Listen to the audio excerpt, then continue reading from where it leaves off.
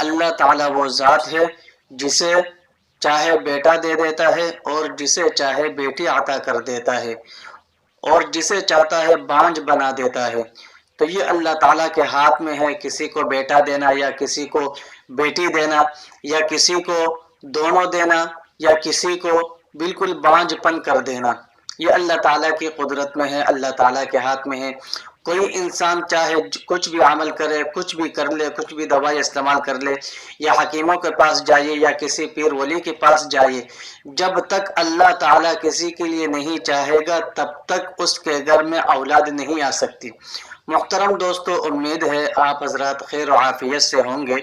یہ ویڈیو ان حضرات کے لیے ہے، ان نا امید بہن بھائیوں کے لیے ہے جن کے ہاں اولاد نہیں ہوتی، جس کے گھر میں اولاد نہ ہونے کی وجہ سے اس گھر میں اندھیرا اندھیرا رہتا ہے۔ تو یہ ان بھائیوں کے لیے ہے، ان بہنوں کے لیے ہے جو اولاد کی نعمت سے محروم ہے۔ تو یہ ایک وظیفہ ہے جو یہاں لکھا جا رہا ہے۔ یہ ایک پلیٹ میں ایک سورت ہے، اس سورت کو یہاں لکھ کر اور اس کو پانی میں گول کر کے پیا جاتا ہے، 3 دن تک نہار منہ پینا ہوتا ہے۔ تو اس میں اس سورت میں اللہ تعالیٰ نے اس صورت میں ایک تاثیر رکھی ہے کہ قوی امید ہے کہ اگر کوئی بھائی یا بہن اس عمل کو کرے تو انشاءاللہ اس کے گھر میں اولاد پیدا ہوگی، چاہے بیٹا ہو چاہے بیٹی ہو۔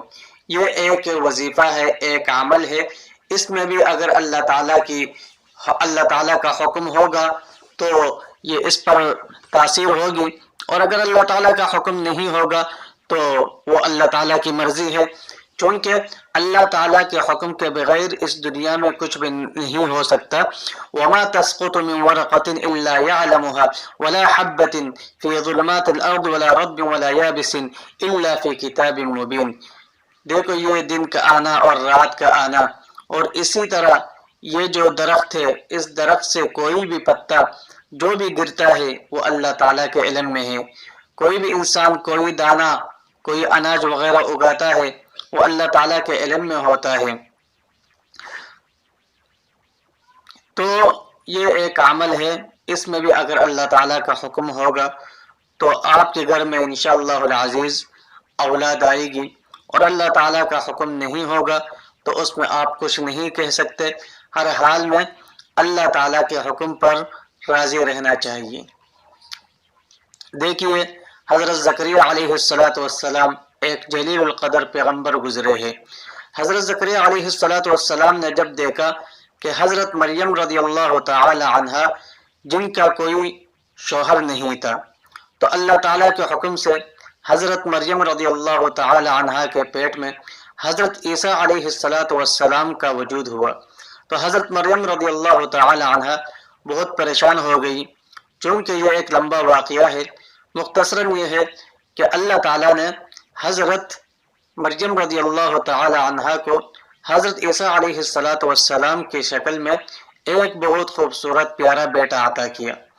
تو یہ حضرت زکریا علیہ السلام نے اس ماجرا کو دیکھا کہ بغیر شوہر کے اللہ تعالیٰ حضرت مریم کو بیٹا سے نوازا ہے، تو کیوں نہ میں اللہ تعالیٰ سے دعا کروں، اگرچہ میں بوڑھا ہو گیا ہوں، میں ضعیف ہو گیا ہوں، اور میری جو بیوی ہے، میرا جو اہلیہ ہے، وہ بھی اگرچہ ضعیف اور بوڑھی ہو چکی ہے اور وہ ان کے اندر باجپن ہے، تو پھر بھی اللہ تعالیٰ کی ذات سے قوی امید ہے کہ اللہ تعالیٰ اگر ایک بغیر شوہر والی عورت کو اگر بیٹا سے نواز سکتا ہے تو اللہ تعالیٰ مجھے بھی اولاد سے نواز سکتا ہے۔ چنانچہ حضرت زکریا علیہ السلام نے فرمایا، اے اللہ مجھے بھی آپ اولاد کی نعمت سے سرفراز فرما۔ جب بھی میں نے آپ سے دعا کی ہے آپ نے کبھی بھی مجھے محروم نہیں فرمایا، لہٰذا یا اللہ مجھے بھی اولاد سے سرفراز فرما۔ ہنالک دعا زکریا ربہ قال رب هب لي من لدنك ذرية طيبة إنك سميع الدعاء فنادته الملائكة وهو قائمة يصلي في المحراب أن الله يبشرك بيحيى مصدقا بكلمة من الله وسيدا وحسورا ونبيا من الصالحين۔ اور اس کا ذکر اللہ تعالیٰ نے دوسری جگہ پر بھی فرمایا، काफ हा या ऐन साद। ذكر رحمة ربك عبده زكريا إذ نادى ربه نداء خفيا قال رب إني وهن العظم مني واشتعل الرأس شيبا ولم أكن بدعائك رب شقيا۔ حضرت زکریا علیہ الصلاۃ والسلام نے دعا مانگی کہ یا اللہ میں ضعیف ہو چکا ہوں اور میری جو ہڈیاں ہے وہ بھی کمزور ہو گئی ہے اور میرے جو بال ہے وہ بھی سفید ہو گئے ہیں، لیکن میں آپ سے درخواست کرتا ہوں، دعا کرتا ہوں، آپ کو بلاتا ہوں اور آپ کو پکارتا ہوں کہ آپ مجھے ایک صالح اور ایک نیک بیٹا عطا فرما۔ چنانچہ اللہ تعالیٰ نے فرمایا کہ میں آپ کو ایک اچھے بیٹے سے نوازتا ہوں جس کا نام یحییٰ ہوگا۔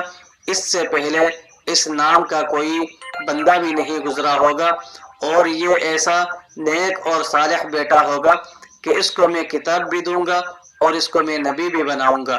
حضرت زکریا علیہ السلام نے اس جواب کو سن کر ورطۂ حیرت میں پڑ گیا اور فرمانے لگے کہ یا اللہ آپ مجھے کس طرح اولاد سے نوازتے ہیں جبکہ میری بیوی باج پن ہے اس کے اندر، میری بیوی باج ہے، اس کا اولاد کیسے ہو سکتی ہے؟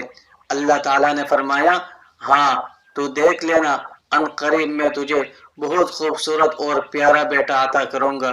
تو حضرت زکریا علیہ السلام نے یہ ماجرا دیکھا کہ اللہ تعالیٰ نے حضرت یحییٰ علیہ السلام کو بیٹے کے شکل میں نبی بنا کر بھیج دیا، اور پھر حضرت یحییٰ علیہ السلام کو نبی بنا کر بھیجا اور فرمایا یا یحییٰ خذ الکتاب بقوہ۔ اللہ تعالیٰ نے حضرت یحییٰ علیہ السلام کو کتاب بھی دی ہے، اور حضرت یحییٰ علیہ السلام کو تورات بھی آتی تھی۔